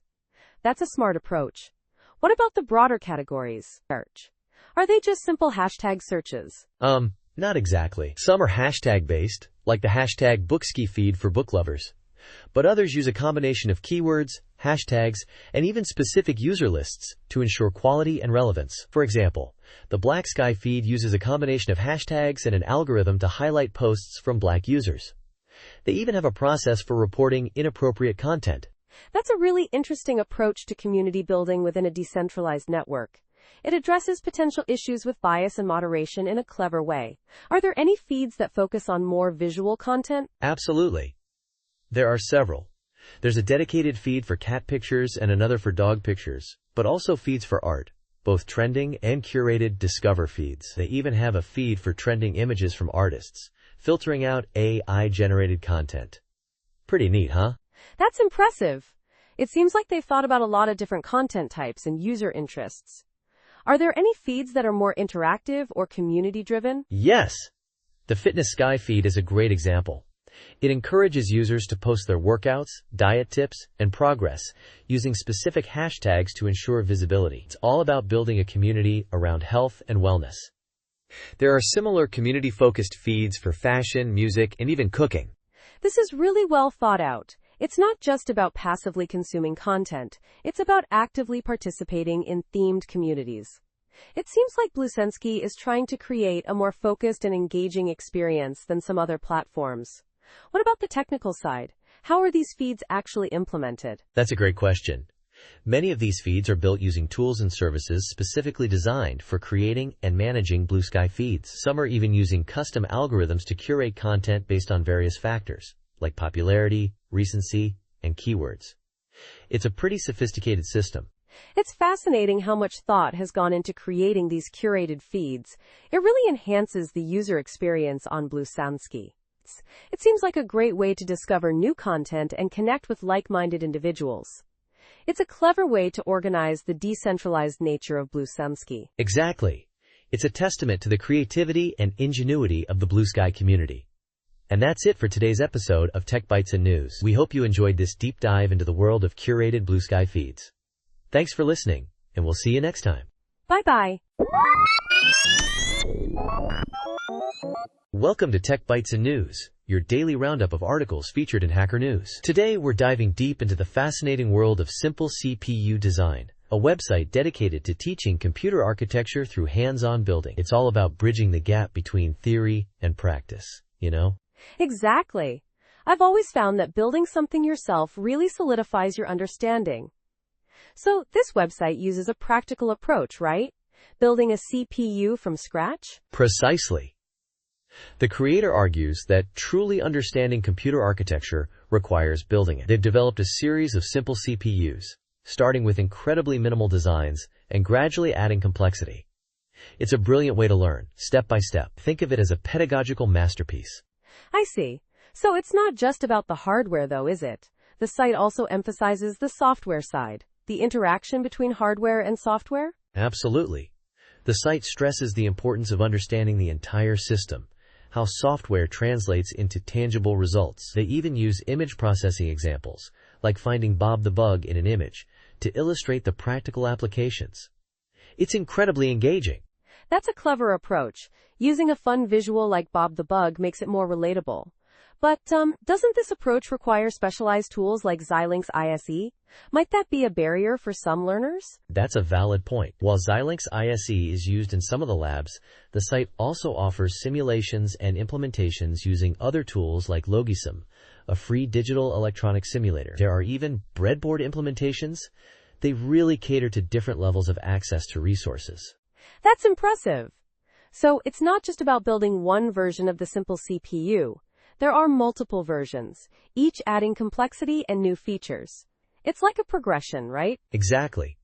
They have simple CPU versions 1 through 4, each building upon the previous one. Version 1 is a basic 8-bit RISC CPU, and they progressively add features like more memory, instructions, addressing modes, even interrupts, and a data stack. It's a fantastic journey of incremental learning. And it's not just about the CPUs themselves. The website also includes resources on number representations, Boolean logic, and even networking, all related to the core concepts of computer architecture. You're right, it's a comprehensive resource. They even have old lab materials from past computer architecture courses, showing the evolution of teaching methods. It's a treasure trove of information for anyone interested in computer architecture, regardless of their background. It sounds like a fantastic resource for educators and students alike. The hands-on approach, the multiple implementations, the clear explanations. It's a really well thought out project. It truly is. The emphasis on understanding the why behind the design choices, rather than just memorizing facts, is what makes it stand out. It's a testament to the power of practical learning in computer science. And remember, listeners, don't underestimate the power of a flashing LED. Thanks for joining us on Tech Bytes and News. Have a great day. Bye-bye. Welcome to Tech Bytes and News, your daily roundup of articles featured in Hacker News. Today, we're diving into a really cool GitHub project, Edge TTS. It's a Python library that lets you use Microsoft Edge's text-to-speech engine without needing Edge itself, or even Windows, or an API key. Pretty neat, huh? Amazing. That sounds incredibly useful. So no more API keys or wrestling with specific software installations? That's a huge win for developers, right? Exactly. The core idea is leveraging Edge's online TTS service directly from Python. It's all handled through simple commands. You just install it via pip, and boom, you're ready to go. So how does the actual usage work? Is it complicated? Not at all. The command line interface is super straightforward. You can use Edge-TTS to generate audio files and subtitles with a single command. For example, Edge-TTS, text, hello world, write media, hello.mp3, write subtitles, hello.srt, creates an MP3 and SRT file. Simple and effective. I see. And what about customizing the voice? Can you select different accents or genders? Absolutely. You can use the List Voices option to see all available voices, and then specify one using the Blank Voice option. They've got a wide range of languages and accents. It's really impressive. That's fantastic. But what about more advanced customization, like controlling the rate, volume, and pitch? You can definitely fine-tune those parameters using rate, volume, and pitch. Just remember to use the correct format for negative values, like rate equals minus 50%. It's a bit of a quirk, but it's clearly documented. Interesting. So it seems like SSML support is limited, right? I noticed a mention of that in the documentation. Yeah, unfortunately, custom SSML is currently limited. Microsoft Service restricts the use of anything beyond what Edge itself can generate. It's a bit of a constraint, but the basic options are already pretty powerful. It's a trade-off for the ease of use and lack of API key requirement. That's a fair point. So beyond the command line tools, can you use this library directly in Python code? Oh, absolutely. The GitHub repo has examples showing how to integrate Edge-TTS into your Python projects. It's designed to be easily embedded, and there are even other projects already using it, like Has-Edge-TTS and Podcast.fy, which shows its versatility. Wow, this is really impressive. The fact that it's got 7K stars on GitHub speaks volumes about its popularity and usefulness. It's a great solution for anyone needing a simple, accessible, and powerful text-to-speech tool. Absolutely. The ease of use, combined with its powerful features, and the fact that it avoids the need for API keys, makes Edge-TTS a standout project. It's a fantastic example of leveraging existing services in creative ways. Thanks for joining us on Tech Bytes and News. We hope you found this discussion insightful. Have a great day. Bye-bye. Welcome to Tech Bytes and News, your daily roundup of articles featured in Hacker News. Today, we're diving deep into a fascinating project. A multiplayer shooter game built entirely in Clojure, a Lisp dialect. It's a truly unique approach, and we're going to unpack why the developer chose this path, the challenges faced, and the overall experience. Wow, a multiplayer shooter in Lisp? That's bold. I'm already intrigued.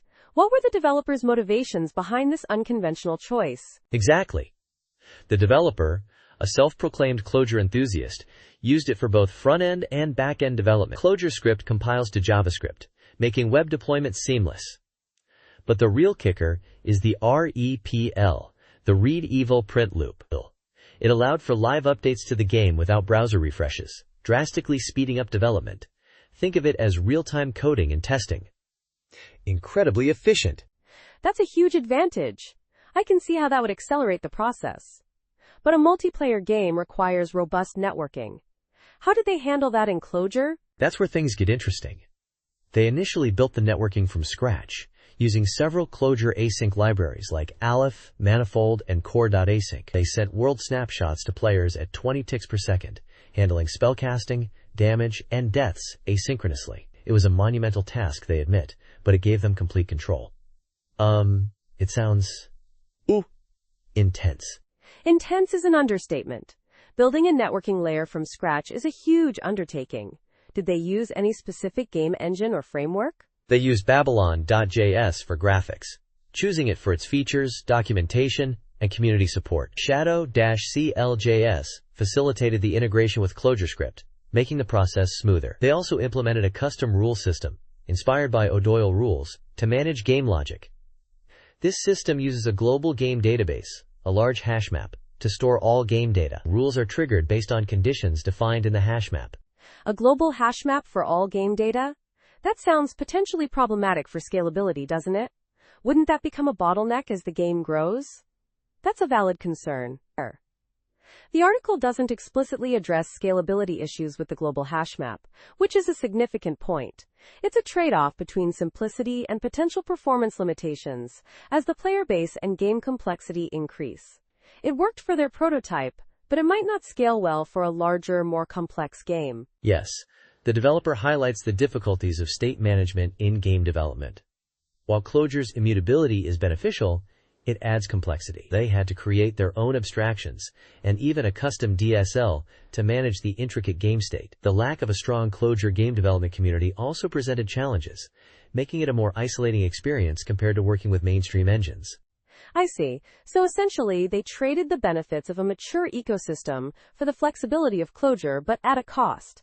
What were their final thoughts on the project? They concluded that web games are great for prototyping due to easy distribution, but resource constraints limit their scalability. Clojure's REPL was a huge asset, but the lack of community support and tooling was a significant drawback. They learned a lot, but ultimately suggest that for larger projects, a mainstream engine like Unity or Unreal might be a more efficient choice. Ultimately, though, they emphasized the rewarding nature of the entire process. A valuable lesson indeed. It's a testament to the developer's dedication and skill to have pulled this off. Thanks for breaking down this fascinating project for us. My pleasure. And that's all the time we have for today's Tech Bytes and News. Thanks for listening, and we'll catch you next time. Goodbye. Bye-bye. Welcome to Tech Bytes and News, your daily roundup of articles featured in Hacker News. Today, we're diving deep into a fascinating development in the energy sector, the hunt for underground hydrogen. It's incredibly exciting, isn't it? Absolutely. I mean, drilling for hydrogen? It sounds like something out of a sci-fi novel, but it's actually happening. What's the core idea here? Essentially, we're talking about a potential game changer. Instead of relying on manufactured hydrogen, which is energy intensive, researchers and companies are exploring naturally occurring hydrogen deposits deep underground. Think of it as a fossil fuel alternative, but cleaner. So it's like, a natural gas field, but with hydrogen instead of methane? But hydrogen is so small, how does it even stay underground? That's a great question. The prevailing wisdom for decades was that it wouldn't, but accidental discoveries in mines and wells, along with more targeted searches, have shown that significant deposits exist. It seems hydrogen accumulates in different rock types than oil and gas.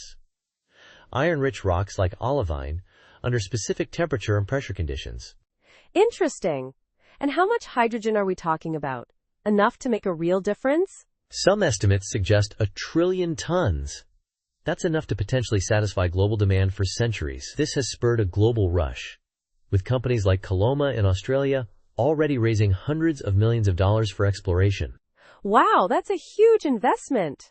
But are there any challenges? I mean, it can't be all sunshine and roses, right? You're right. There are significant hurdles.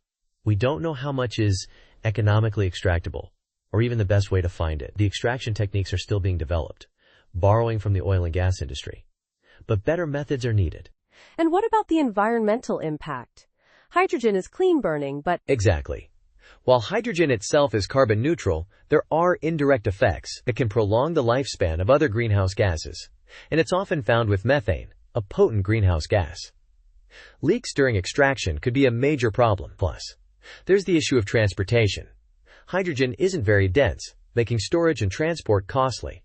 So it's a complex picture. It sounds like there's a lot of research still needed to fully understand the potential and the risks. Absolutely. But the potential benefits are enormous. The fact that we can potentially leverage existing oil and gas expertise to develop a cleaner energy source is remarkable. It's a fascinating blend of old and new technologies. It's not the digging that's the problem, it's the emissions. And this could help us solve that. It's a really exciting field, and it's great to see so much innovation happening. Thanks for breaking it down for us. My pleasure. And that's all the time we have for today's Tech Bytes and News. Thanks for listening, and we'll catch you next time. Goodbye. Bye-bye. Welcome to Tech Bytes and News, your daily roundup of articles featured in Hacker News. Today, we're diving into a fascinating new Rust library, Real-Time Sanitizer, or RT-SAN for short. It's a game changer for real-time programming. Yeah, I saw this. It sounds incredibly useful, especially for audio applications. I'm curious, what's the core problem RT-SAN solves? Exactly. The core issue is ensuring predictable execution times in real-time systems. Think self-driving cars. A tiny delay could be catastrophic. In audio, it leads to glitches. RT-SAN helps catch those hidden time bombs in your code that might cause unpredictable delays. So what makes code not real-time safe? Is it just obvious things like network requests? It's not just network requests, although those are definitely out. It's anything that introduces unpredictable delays. File I/O, memory allocation, even mutex locking can be problematic depending on the implementation. Even seemingly innocuous standard library functions can be culprits, as highlighted in that CPP-Con talk. It's a real challenge. I see. So how does RT-SAN actually work? Is it some kind of magic? Not magic, but pretty clever. It essentially intercepts calls to functions known to be potentially time-consuming, things like malloc, free, threadmute xlock, and system calls. If it detects these calls within a section of code marked as real-time critical, it throws an error.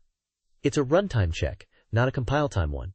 Interesting. And this is all built into LLVM20, right? So we just need to wait for Rust to catch up? Almost. It will be in LLVM20, but this Rust library provides immediate access, even on stable Rust. It's a standalone version until the integration happens in unstable Rust via a compiler flag. This standalone version uses procedural macros to mark functions as non-blocking or blocking, allowing granular control over which parts of your code are checked. That's a really smart approach. So how easy is it to use? Do I need to rewrite my entire code base? No way! It's surprisingly straightforward. You add the library as a dependency, enable the RT-SAN feature, and then use the macros to annotate your functions. The macros are zero cost when the feature is disabled, so you can leave them in your code even after testing. That's excellent. But what about mutexes? The article mentioned some platform-specific differences. Right, that's a really interesting point. The behavior of mutexes differs between Linux and macOS. On macOS, the initial lock can trigger an allocation, which RT-SAN flags. Linux uses a mutex-based approach, and RT-SAN only detects the system call if the spin lock fails.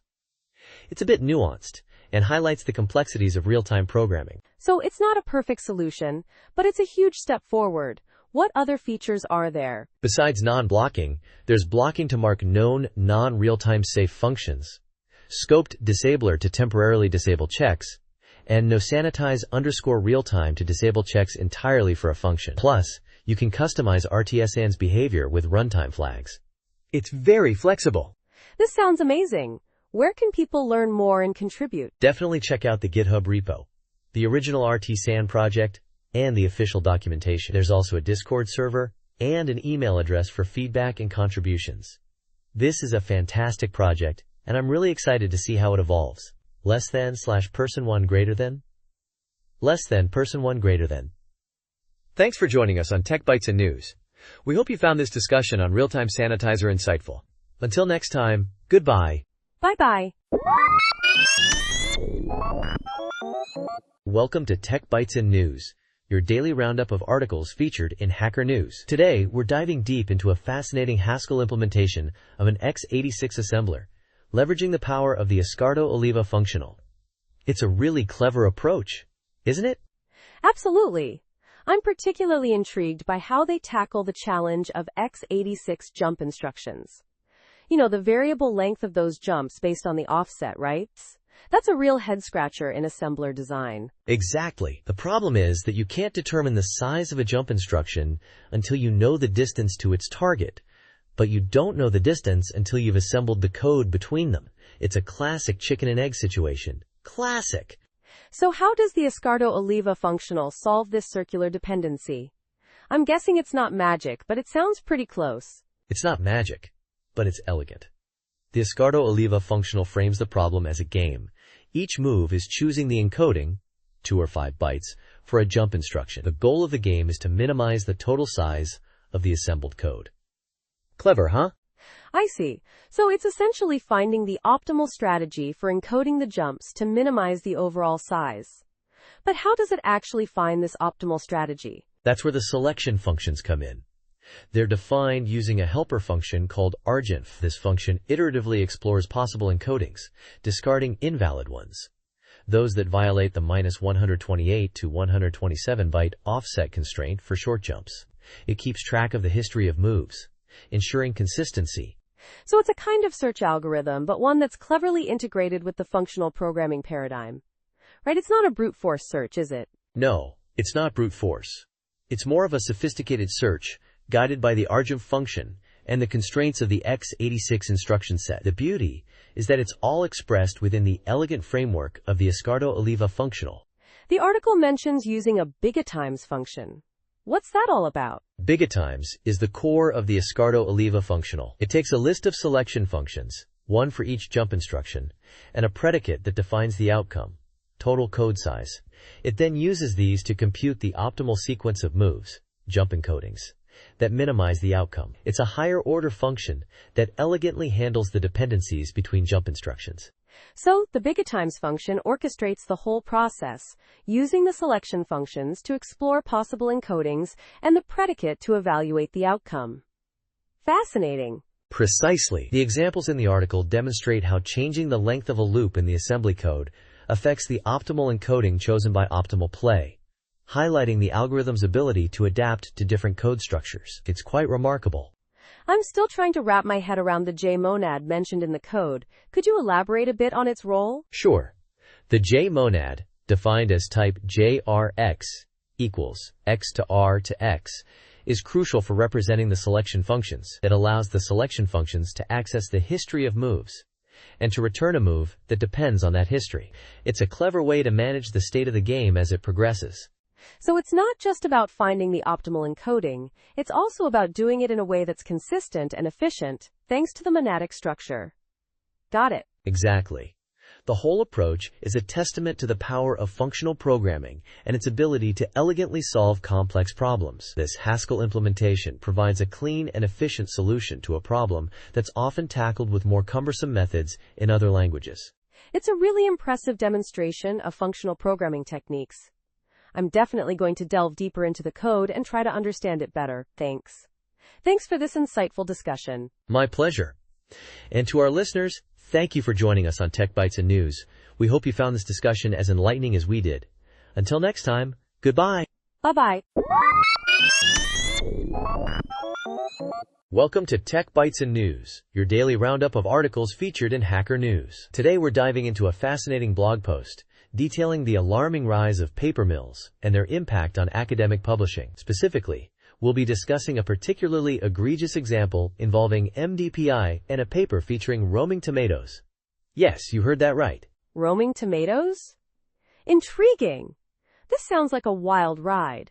What's the core issue here? The core issue is the infiltration of academic journals by paper mills, organizations that churn out fabricated research to inflate publication numbers. This post highlights a paper published by MDPI, a publisher that's had its share of controversies. The paper, titled A Soft Computing View for the Scientific Categorization of Vegetable Supply Chain Issues, is, shall we say, uniquely bizarre. Bizarre? How? Well, the paper uses nonsensical phrases like replacing fuzzy logic with fluffy logic and unsupervised machine learning with unaided ML. But the real kicker? The authors discuss tomatoes as if they were livestock, describing them as creatures wandering meadows under the supervision of a herder. It's utterly surreal. That's unexpected. So it's not just poor writing, it's outright fabrication? Exactly. A PubPeer commenter discovered that large portions of the text were adapted from a paper about livestock and fish, with the subject simply replaced with tomatoes and cruciferous vegetables. It's blatant plagiarism disguised with synonym substitution. And MDPI's response? They're investigating, claiming it's a priority. But the blog post author expresses skepticism, pointing out that the reviewer's reports were incredibly superficial. One reviewer focused on punctuation and first-person language, seemingly oblivious to the roaming tomatoes. Another only addressed the article's structure, ignoring the content. It's a stunning lack of due diligence. So the reviewers failed to catch this obvious nonsense? Unbelievable. Precisely. The blog post uses this case as a canary in the coal mine, highlighting a larger problem within academic publishing. The author argues that publishers need to seriously overhaul their editorial processes and hold editors and reviewers accountable for letting such blatant fakery slip through. It's not just about MDPI. This is a systemic issue. It certainly sounds like it.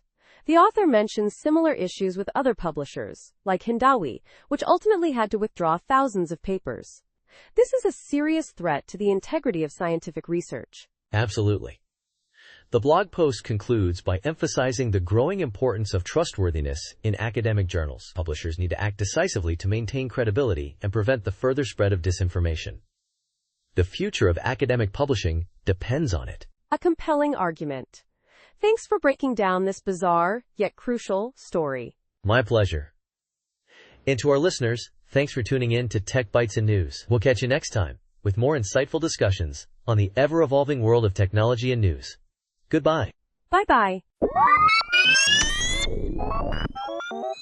Welcome to Tech Bytes and News, your daily roundup of articles featured in Hacker News. Today, we're diving into a fascinating article from The Guardian about Chongqing, China. It's described as a sprawling megacity of multi-level madness. And honestly, the more I read, the more I'm convinced it deserves the title. It's incredible. Yeah, I saw the headline too. A wonder of the world? That's a bold claim.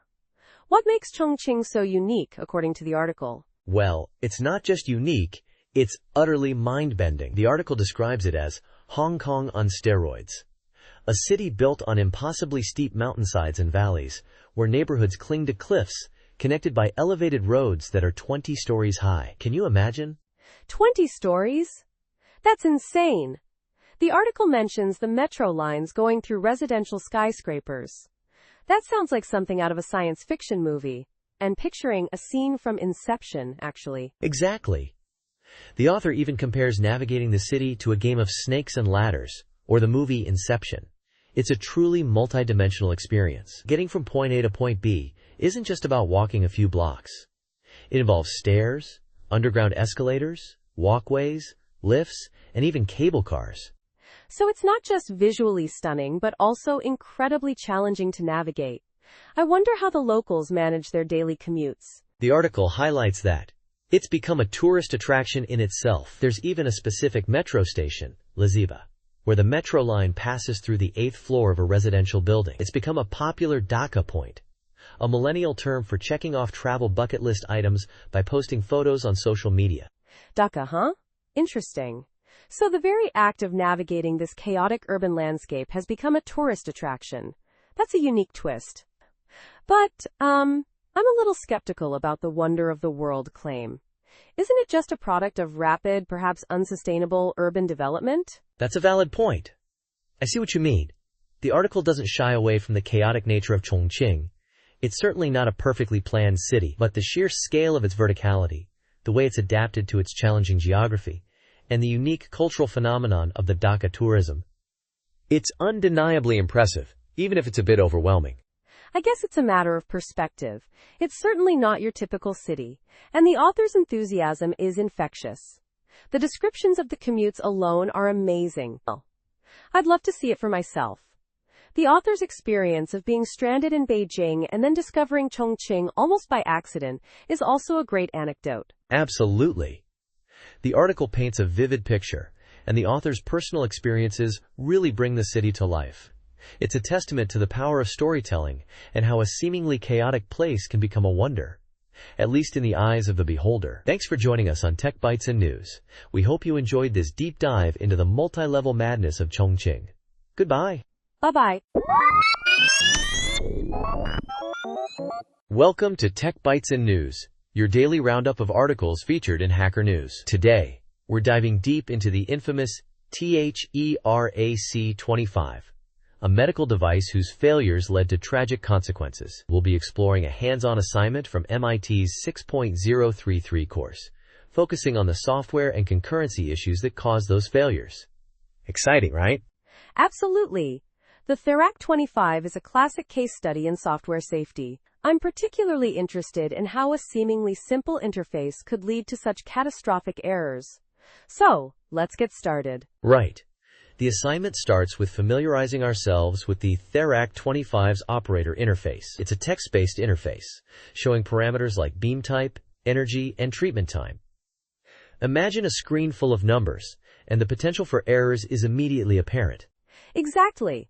The interface itself seems quite simple, but the underlying software is where things get complicated. The assignment highlights the importance of understanding the interaction between hardware and software, especially in safety-critical systems. The assignment then moves on to the crucial part, reproducing the malfunction 54 error. This error, as we know, resulted in massive overdoses of radiation. Question 1 asks, what's the sequence of events to trigger it? That's the million-dollar question. The paper details a race condition in the software. Essentially, if the operator entered data quickly enough, a crucial safety check could be bypassed, leading to the malfunction. I see. Interesting. The second question asks how difficult it is to trigger this condition. The assignment provides a simulator, allowing students to experiment and see firsthand how easily the error can occur. And that's a brilliant pedagogical approach. Hands-on experience is invaluable in understanding these kinds of subtle, yet deadly, concurrency issues. It makes the abstract concepts concrete. Precisely. The third question asks students to use the simulator to trigger malfunction 54. It's a practical exercise to test their understanding of the sequence of events. It's a bit chilling, isn't it? Absolutely chilling. The assignment then takes a dramatic turn. Part B involves using an actual, unmodified THERAC-25 in a controlled setting at MIT's TEEL lab. Can you imagine? Yeah, that's intense. It's a unique opportunity, but also a serious responsibility. They emphasize working with a partner and following strict instructions. Question 4, rather darkly, asks how much radiation the students received. That's a sobering reminder of the real-world consequences of software failures. The whole assignment is a powerful lesson in the importance of rigorous software engineering, especially in systems where human lives are at stake. Exactly. It's a compelling case study that highlights the need for thorough testing, robust error handling, and a deep understanding of concurrency. This isn't just an academic exercise. It's a stark reminder of the real-world impact of software. Absolutely. Thanks for walking us through this fascinating and somewhat terrifying assignment. You're welcome. And that's all the time we have for today's Tech Bytes and News. Join us tomorrow for more insightful discussions. Goodbye. Bye-bye. Thank you for listening to the daily roundup of Tech Bytes and News. See you again tomorrow. Goodbye.